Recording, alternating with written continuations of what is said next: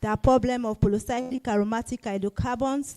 There are problems of emerging contaminants, which all these also affect the crops, not just the heavy metals alone. And cannot just use the water, they have some benefits. So this has been said before by the two speakers before me: soil degradation, heavy metals accumulation, salinity, phytotoxicity, which we see mostly in our plants. And when we buy even tomatoes, we see some things on the tomatoes, and at times we have no choice. We cut it away to blend and to eat it like that. All those things have public health implications on human beings, which they have also said before. I would not want to go into it, like hepatitis A, and the rest of them, which can affect and which are even affecting the children, even from the womb, the pregnancy that you carried. It affects the pregnancy too. And at times it looks to abortion in the place of women. So that is why we are agitating that those waters should be treated before it is being used for irrigation. And one of the ways to treat them, especially those of us in the south part of Nigeria, especially Ogoliland, that they cannot plant anything again. If you go there, then you know that Ogoni is a deserted area for agriculture as it is now. So for me to do this, I considered materials that are available. It's just not me alone. When you see Ogunlowo Ijeola inside my work, which I'm also trying to project here. We talk of using bamboo, because bamboo is abundant in the south or southern part of Nigeria. Cassava peel, and we also talk of coconut husks. And those are the three things we use, and we are able to find out which is more effective in treatment of wastewater. And we look at both industrial wastewater, agricultural wastewater, and we also look at domestic wastewater in carrying out our work. We find out that what we did also was not just to use them alone. We have to carbonize them, because you can use them raw as they are. But for us to get better efficiency, we have to go into carbonization. We went into activation too. And for the sake of this presentation, I only talk about the activation and carbonization. And we also did some physiochemical parameters to know the state of the materials, which is the biomass that we are using for recycling purposes. If you want to know better, you can check out Ijeola Shongodoyin and 2001 Itai. These are the process we use in transforming the materials into activated carbon. So these are also periunku, because periunku is also very abundant in south. We are thinking of using the material that is readily available in that environment, and so that we can be able to use. So we are still on, it's an ongoing work. This is also an ongoing work that we are doing with test fund in Ogoniland. This is a machine that is being designed for us to be able to, it's going to be an AI machine. It's still work in progress. Want to see how we can station it there and see how it can, we can use it to recycle wastewater from, pollution from produced water and oil spillages, which is contaminated. Because when you dip 0.9 in Bayelsa and its axis, you see oil. And how can we make the water free for both human consumption and plant consumption? And that's why we're thinking if we can put this, station it, or there to recycle automatedly, then that can be a solution. But I want to ask, can we actually sustain the use of activated carbon for wastewater irrigation development in Nigeria? Can we, because of problem of desorption? Recording in progress. So I'll leave the question to Ross, and climate changes too. I'll leave the question to Ross to answer. Thank you. Thank you very much. Sorry, before I drop the mic, my teachers are here, and I have to greet them. I have Professor Dr. Mrs. Osunde. She's my teacher from undergraduate. And good. Then I also have Professor Kolo here also. He also taught me some course in agriculture. Let's clap for those teachers. Thank you very much. Yeah, that's a good one. The first one you presented before showing us the third fund work, have you published it? Okay. I just want to be so sure. Do you have comments? Questions? The one you did with bamboo that turned to activated carbon to treat, has it been published? Yeah. The Perunku and the other coconut work is to be published. Okay, all right. You know, we have to be careful in releasing the results of what you have not published. You know what I'm talking about. All right, comments, please. Observations, questions. Number one, yes. Who else? Another person? Okay, so you're the only one. Go ahead, Dr. Ewa. Good afternoon once again, Chairman, very senior professors, and other participants. I want to commend the last presenter. She did very well. But there are some issues associated with the use of activated carbon for wastewater treatment. Thank God that at the concluding part of your presentation, you threw that question. So I feel very reluctant going ahead, but let me just, for emphasis, I will just have to mention some of these things. Activated carbon, like you said, I'm doing more of a contribution than question. Yeah, so it's a tertiary level method of treating water or wastewater. And so when you deploy it for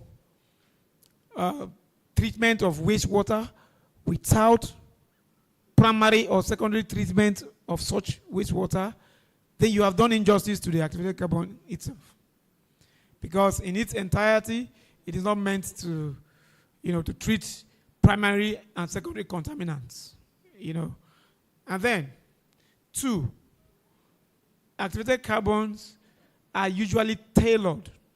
In as much as they are designed for tertiary treatments, they are tailored for specific contaminants.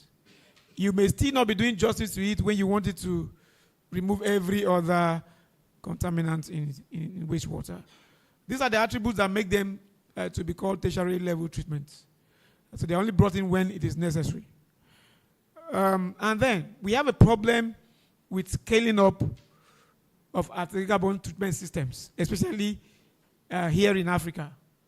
Yeah, so it involves a lot of complex mathematical simulations and modeling for them to function optimally. It's a direct, function of flow rates and other parameters. So it's something that when you want to propose for, practical application, you need to do a lot more in this regard, the scaling up. And then the production is another challenge. For mass production of activated carbons, the energy consumption is huge, among other costly variables. And so we need to look in that direction also. So it's a good system, very effective in removing a number of contaminants, but these challenges, hinder its full-scale adoption. I don't want to go into the technicalities of your work, but I hope and think that going forward, you can still do better. Thank you very much. Yeah, thank you for your comment. Any other comment, please? Is there no other comment? Can we take the next presenter?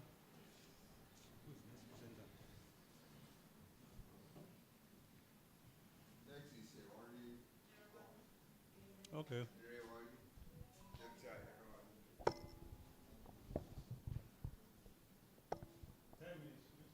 Good afternoon, my professors and everyone here. I'll be presenting on the topic. No, there was actually a change that was not effected. It's not my fault. It's check the slides that was sent. Integrated assessment of Niger Delta's produced water for irrigation, bridging pollution risk and suitability. Can we have the slides, please? I am Dr. Irewari from Rivers State University, Port Harcourt.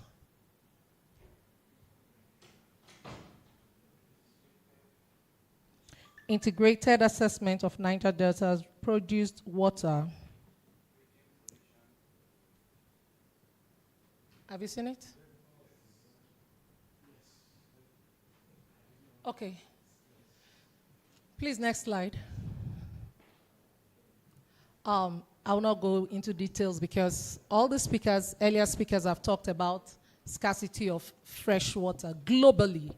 And if we look at the charts on the right, agriculture, takes about 70% of the global fresh water that is already scarce. And so the need for alternative source of water. Of course, the scarcity is as a result of climate change, population growth, and the rest of them. Please, next slide. Okay, I have it. So, of course, alternative sources, majorly wastewater. All of these have been said earlier, like the use of wastewater dates, all of the use of wastewater dates back to ancient. It's not new, okay? But the thing about the modern application is driven by advanced treatment technologies and regulatory framework. And wastewater reuse in agriculture, especially irrigation, has gained, traction in. Next slide. Okay, sorry. Is it this way? Okay. But emerging alternatives, and one of the emerging alternatives is produced water. What is produced water? Is of course the largest byproduct of the oil and gas exploration. I'm coming from the Niger Delta, so I have to talk about what is abundant there.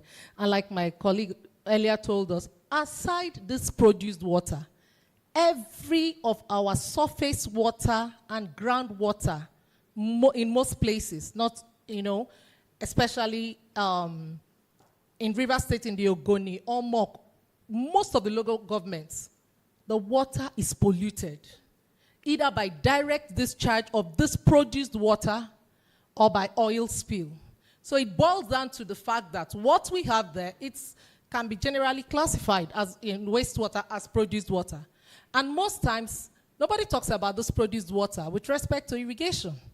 Although I have a publication in that regard with irrigation, just the first part. Right now we're working on torrefaction as against activation, which is a lower energy production of adsorbent.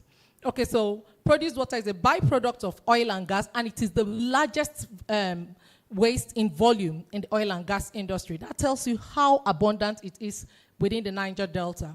So its reuse presents a potential solution. However, it has a complex composition, high salinity, hydrocarbons, and heavy metals.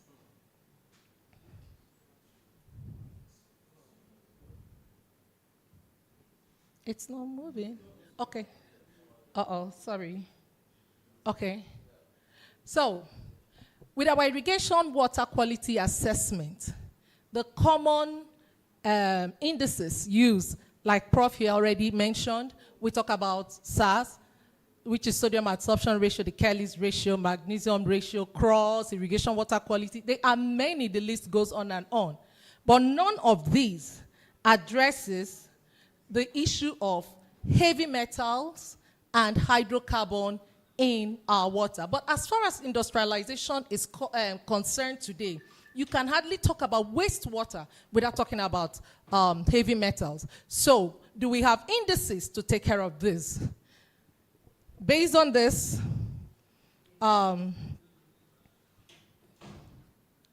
okay, there is just the need for a more robust index that will cater for both the salinity, because most of our present indices are focused on salinity.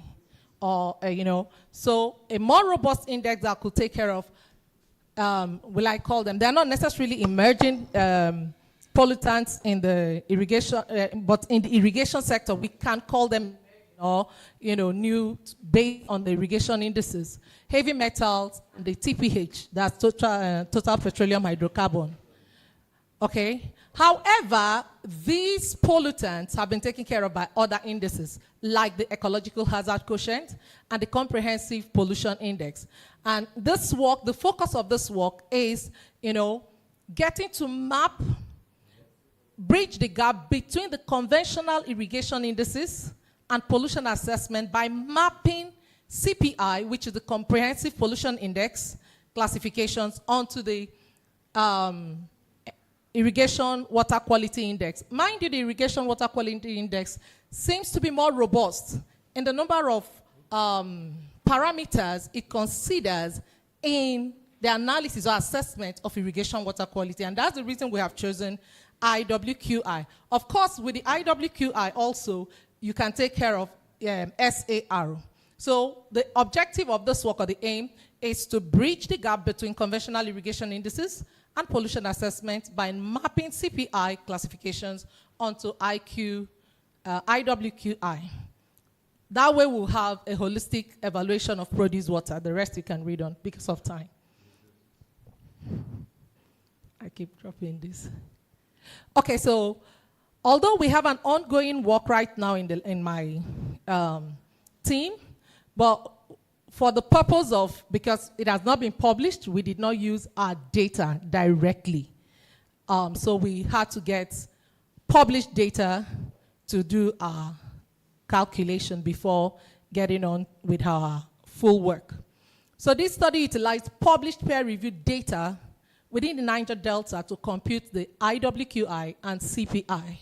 And produced water samples were collected, from the literatures using the graph sampling method, and of course, physiochemical parameters such as pH, EC, which is electrical conductivity, were measured from the literature using multi-parameter probes, and sodium, calcium, and magnesium were also analyzed, and chloride also. Then the heavy metals considered were arsenic, cadmium, mercury, nickel, and lead, and then total petroleum hydrocarbon. Of course, we have this data. The sources are well written out there. Of course, having the WHO and the FAO limits beside. And then we went on to do our calculation on SAR values. Of course, that's the standard or the limit of SAR values. When it is less than or equal to 10, it's excellent, and all the rest of them. Now, the red bar is our measured or our calculated, while these are the standards. And from this graph, you can see that the measured was far higher, over 40, which means no way, beyond 26, completely unsuitable. And then we go on to the calculation of IWQI. Again, that's the classification of the IWQI. If it is 85 to 100, excellent. However, here is the measured. It is way below 20, just around, I think, 7 point something. Again, letting us know that the produced water cannot be used directly, no matter how abundant it is. And then we looked at CPI. Of course, earlier the equations for CPI was displayed. Now this is the standard for the CPI. Again, here the CPI is quite higher, above 2, which means this water is heavily polluted with respect to heavy metals. Of course, the CPI was used for heavy metal as well as total hydrocarbon. So, obviously, we had high SAR, 41.9, and then Prof already mentioned here, it shows high level of sodium with respect to calcium and magnesium, and that would result into, if you use such water, clay dispersion, and the rest of them. Looking at IWQI, it was around 10.4, so within the range, as we earlier talked about, and quite unsuitable. That's for the CPI, also same thing. But let's go on to the... Doc, can you round up in 1 minute, please? Yes, sir. Thank I'll you. try to do that. So we try to map CPI with IWQI to get a standard. This is the CPI class at the IWQI zone. And then having to put them together, of course, when we have low, clean, and excellent, of course, that will be good for irrigation. And then within the second row, it's still safe for most crops. However, from anything between C4 and W4 downwards, in fact, from C4, with further works, we intend to do a better mapping, but for the purpose of this, we're ending here because we're going to get several data to do a robust mapping to see between C3, C4, C4, C4, maybe W1, and all the rest of them. But for now, this is where we are at. Further works will be done on the mapping. But this goes to show us that produced water and 80% of the water within Niger Delta is not suitable, whether groundwater or surface water, for irrigation purposes without treatment. And we, as a team, were looking at using torrefied adsorbent as against activated adsorbent. And what's the difference? Lower energy usage in the production, one of it. But of course, we have produced our torrefied adsorbent, yet to finish the work. Thank you very much. These are some of the references. Yes, let's put our hands together for Doc. Do we have comments? We have one more before we have our break.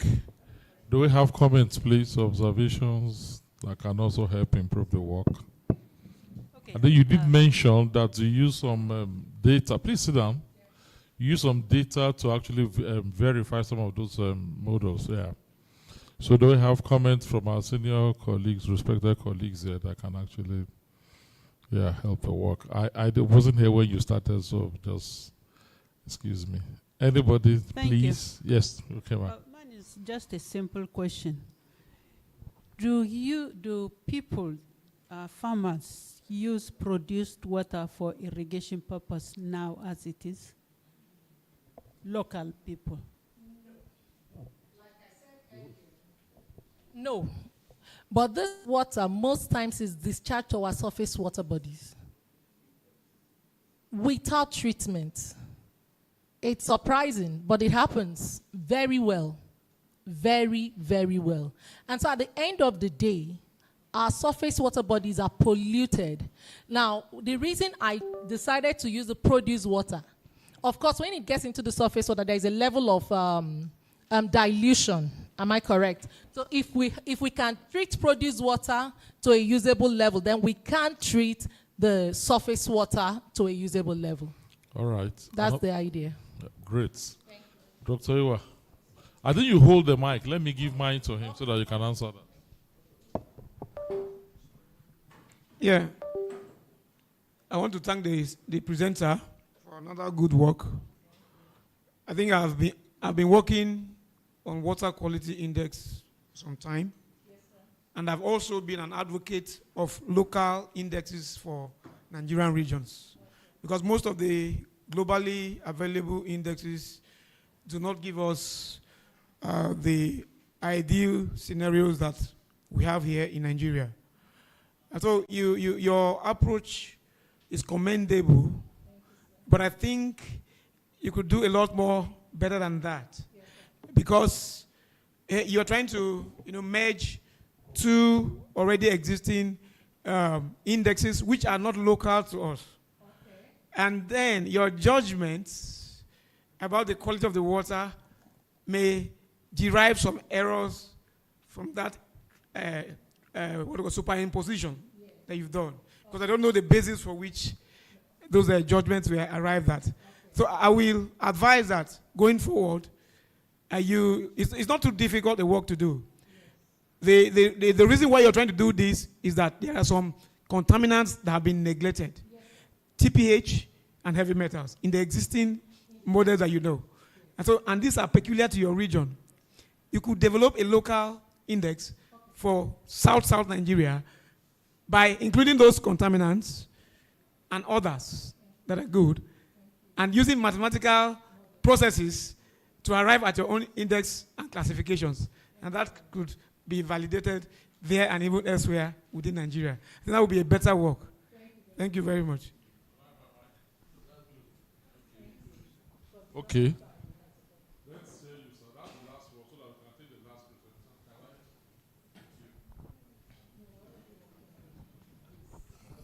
Her work is her work is impressive.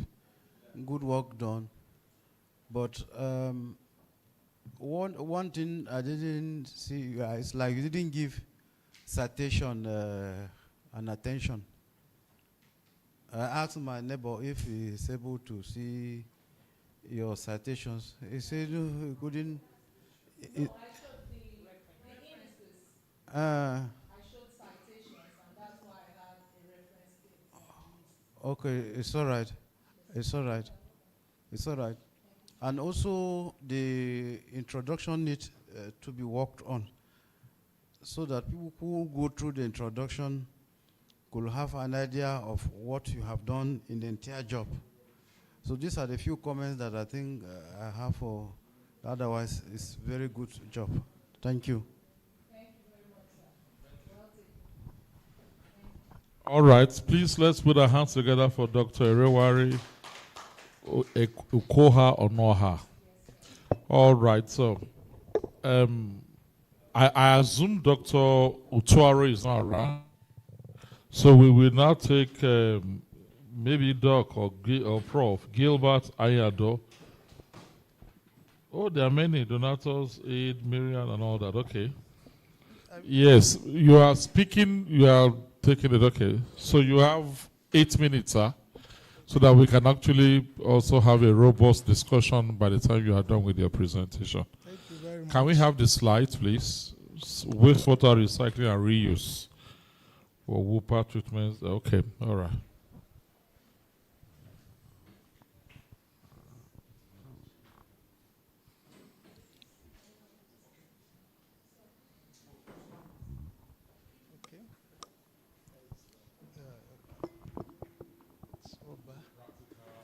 Thank you very much. This is a presentation by MV Plan International Limited. They are the consultants for the design of the phase 2 of the wastewater treatment plant for Abuja. At the moment, we have one in Bukpa. The second one also is going to be located in Wukpa. This is a consultant presentation, so it may not have the kind of studies we are looking at. Also, I think the major thing is the case studies we are looking at. Most of the things mentioned here showed that the treatment method for our wastewater, is not available or is deficient. Okay.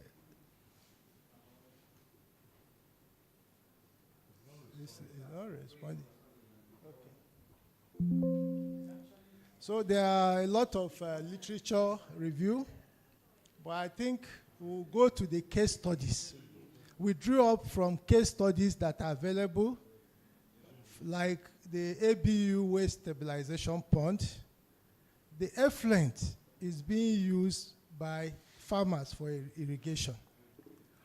And there is something about wastewater. There is something about wastewater, especially heavy metals. When you don't monitor and you just go to take samples, it accumulates. You may take it today. After a month, by the time you go, it builds up. So monitoring is very important. I will not dwell on the introduction. This is more of a review. I want to go to, this is the FAO standard that everybody has been talking about. And also on this slide, you saw some of the things our previous presenters have mentioned: environmental impact, soil impact, adverse impact on plants, and so on. Also, but in this, we also mentioned the economic impact of wastewater. Sorry.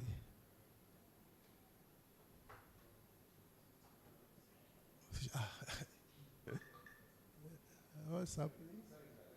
Okay. The economic impact of wastewater. Go up. Yes. Here, it has improved crop production. There is more income for the farmer, and then their expenditure increases. Let's go down. Now, let's use the Ahmadu Bello University waste stabilization pond system. The wastewater collection system in Ahmadu Bello University's area, main campus, is a combination of domestic wastewater and surface runoff from the academic area. The waste stabilization system serves as a means of the wastewater treatment using biological means in a chain of preliminary to the facultative and to the maturation pond before disposal of the effluent into the Kubani River downstream of the university dam. One of our students collected water samples from the influent and effluent channels of the waste stabilization pond. The analysis of the wastewater samples showed the presence of zinc, copper, cadmium, manganese, iron, and magnesium in both the influent and the effluent, and they were above the approved standards. All the elements showed a reduction between the influent, but all the values were above the permissible limits by NESTRIA and other bodies. The farmers used this effluent for dry season irrigation of vegetables. Therefore, in order to ameliorate the impact of the presence of heavy metals in the effluents of the waste stabilization pond effluent in Ahmadu Bello University's area, a constructed wasteland was installed in 2017. All these are things that have been presented by influent from the waste stabilization pond system was applied to the pond. The results showed a removal efficiency of above that of the waste stabilization pond, ranging between 80 to 68.18 to 90%. And they now fell within the limit. But there was a question: what happens if your wetland uptakes this heavy metal? This does improve the quality of the effluent and made it more suitable for the purpose of reuse. Now, phase 2 is Abuja Waste Collection and Treatment System. The treatment sewage master plan for Abuja Federal Capital City was developed by Hensley Smith of USA in association of Messrs. Delcan Associates of Nigeria in the 1980s. The waste treatment plant covers an area of 297,000 meters square. The plant receives an average dry weather flow of 131,250 metric cube per day. because it was designed to meet the requirement of 700 population equivalent with sludge drying beds of 12,100 meters square. It was designed with a peak flow of 9,000 meter cube per day, COD 84,000 kilogram per day, BOD and TSS load of 42,000 kilogram per day, and the plant's final effluent is expected to fall within the nationally acceptable discharge limit in receiving water body as stated by NESTRA. The result of the physical-chemical analysis in WUPA treatment plant in 2017 showed that all the parameters met permissible limits. But any 2025 analyzed the result of the physical-chemical and heavy metal parameters of the effluents of the WUPA wastewater treatment plant, including the fishes caught within the discharge receiving water body. So can you summarize it so that, Okay. because we'll soon be going on break now. The values obtained showed that manganese had 0.69 milligram per liter in sediments, cadmium 0.33 milligram per liter in water, and 0.39 milligram in sediment, and lead also in like manner. All these parameters exceed the permissible limit. The researcher concentrated Hello? limit. Therefore, emphasis was laid on the need to enhance treatment of effluent discharge into the river to maintain water quality and prevent further ecosystem degradation. Now, phase 2, which is being done now, the flow stream of Abuja has two parts. We have what we call the WUPA side, and then the Usuma and Wuye side. The one that was done was the WUPA side. Now we are designing the Wuye and Usuma side. The population densities we are using for design is 110, 200, and 480 for low, medium, and high densities respectively. Now the total population equivalent is 1.5 million, which is more than twice the first one. And the calculated sewage discharge is 345,000, while the dry water flow 3.1 meter cube per second. So when compared with the WUPA river zone, we have a PE of 700,000, which shows that the new plant is twice as much. But the designers, we have noticed that number one, there's a lot of sediments that flow into the WUPA treatment plant. It is removed in tons almost every day. And it enters through the sewerage. So it is one of the things that we, the designers, are looking at to prevent these sediments from entering into the sewerage system. Number two, at river crossings, they use the same pipe to cross the rivers, and they are broken. If you go there, you see a lot of discharges into receiving water body within Abuja area. So we are proposing that in those areas, we are going to use concrete pipes for river crossing so as to prevent these breakages that happen. Because the amount of effluent is supposed to be equal 20%, 80% of the water consumption of that area, which means we have enormous amount of water that can be reused for irrigation. Two, we have shown here that the treatment does not actually remove heavy metals. Therefore, there is need for tertiary treatment of that wastewater before it is discharged into the receiving water body, which is WUPA. Because fishes caught show that they already have accumulated heavy metals and people are eating it. Yes. And also, people are using both the water from the effluent and the water in the river, which has been mixed with the heavy metal for irrigation. So this is why we are presenting it here. You know, we have heard from a lot of experts. Some of the things we hear here will be integrated into the design so that we'll be able to provide safe effluent to the receiving river body, especially River Usuma. It flows all the way, and there are a lot of places that are tapping into that river. So if we produce wastewater that doesn't meet the international standard, there will be a lot of health issues along the way. Thank you very much. Let's clap for... That's from the practicing viewpoint. Yeah. And I think it's good for our session that we have both the academia and we have from the industries.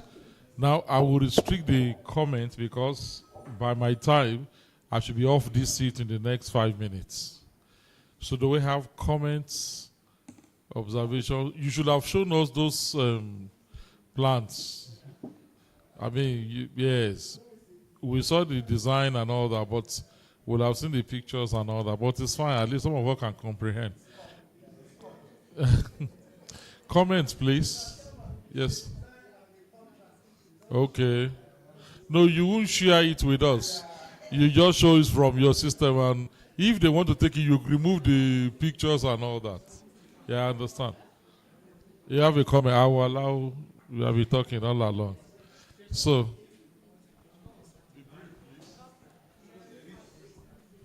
good day.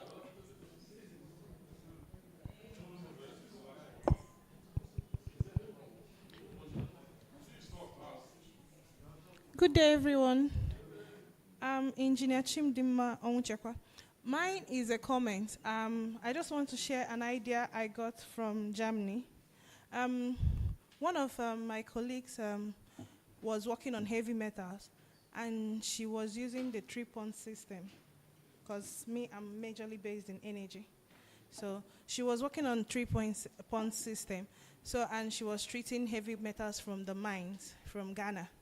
So I think she got a good result, and she was using coconut coal for it. So I think another thing we miss in most of our research is some of these heavy metals is not all the materials that can remove this one, that can remove this one.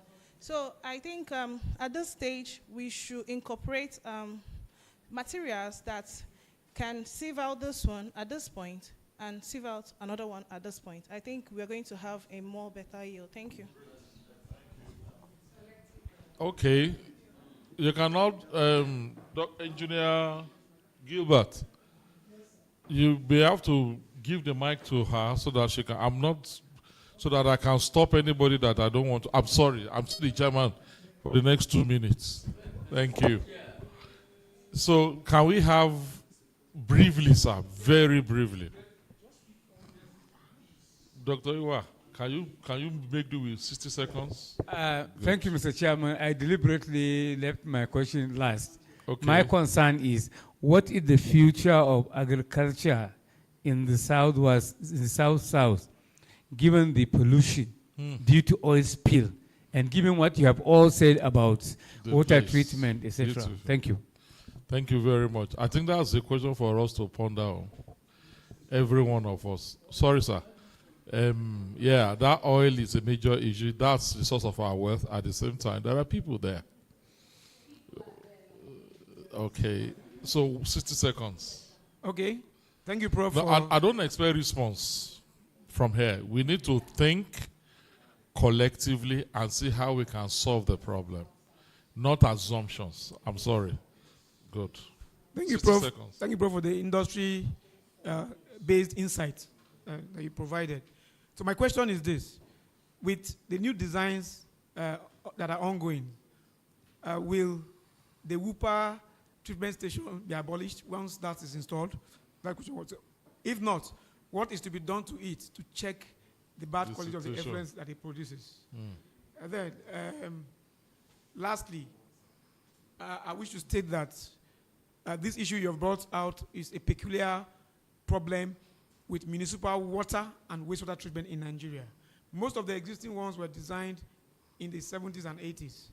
At that time, these contaminants were not envisaged, and those systems were not designed to remove them. So there's every need to overhaul these our existing plants. We have the same scenario in my place, in Makodi. Our water works is designed, the highest treatment chain there is the rapid sand filter. Can you imagine? But look at the way we are using herbicides and the pesticides in our agriculture today. All these things find their ways into the surface water bodies. Sure. And you abstract from such places and you treat with a sand filter and then you pump for people to drink. That's wrong. So we have a lot more to do to save our lives and those of our generation to come. Thank you. Thank you very much. You have exerted the 60 seconds, but it's fine. I won't expect him to respond. He said it's a project, so we know that is not. I will recognize my prof there, but 60 seconds. 60 seconds, I will stop you if it's more than 60 seconds. So that I need you to go on a break, stretch your legs, and take a cup of coffee. My name is Usman, Engineer Usman. I'm a process chemical engineer. Okay. So I have a question for Mr. Gilbert. Okay.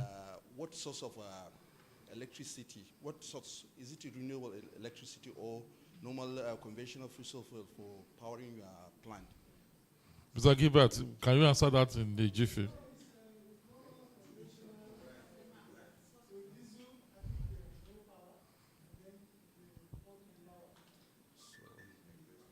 So you are spending a lot. Why can't you go green?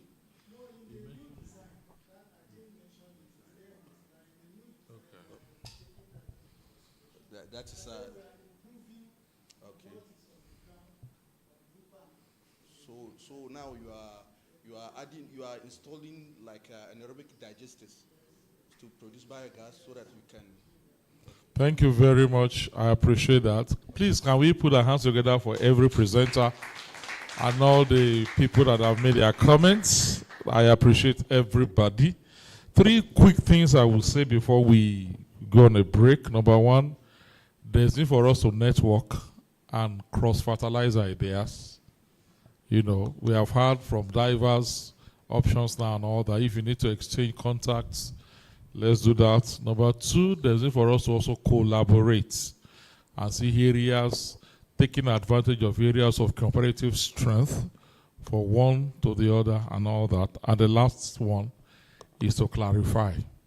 Ask questions. Where and this is not a seminar where you score, but we have had people presenting projects that you can also help and all that.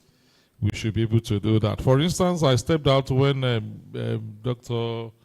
Ogunlowo was talking. I was interested in activated carbon because I did one with bamboo too, and it's online that we used to treat to wastewater. The fellow that did it, I called her to come and listen to you, but she didn't come. She's in the other room. And when you said the reasons why you are choosing bamboo was because of the abundance, excellent reason, but I think you have a more compelling reason than that. You should be able to give us scientific reason about other than the abundance. Why we chose bamboo in our own case was after we did the same analysis on FTR, we found out that it had very good porosity and higher cavity for absorption. Okay, but the first reason she gave was abundance. Okay, comparative whatever. All right. So we can talk and look at the detention time. Of course, once you bring in activated carbon, it works very fast in the first few hours. Thereafter, it slows down. And if you don't remove it, it reintroduces those things that she said. So we can look at that and look at the areas where we can also work together and all that. So, and on these notes, I want to thank you for allowing me to be the chair and allowing Dr. Habibu to also be the rapporteur. We can now go and take our break. Thank you very much for the time. I appreciate you. So we can go on a break now. It should be break 4:30 to 5 before we have another session. Thank you. My friend from Germany, he must teach me how to Record. go to Germany. Is he from Kubwa? Because I was so there are people who also combine the suggestions.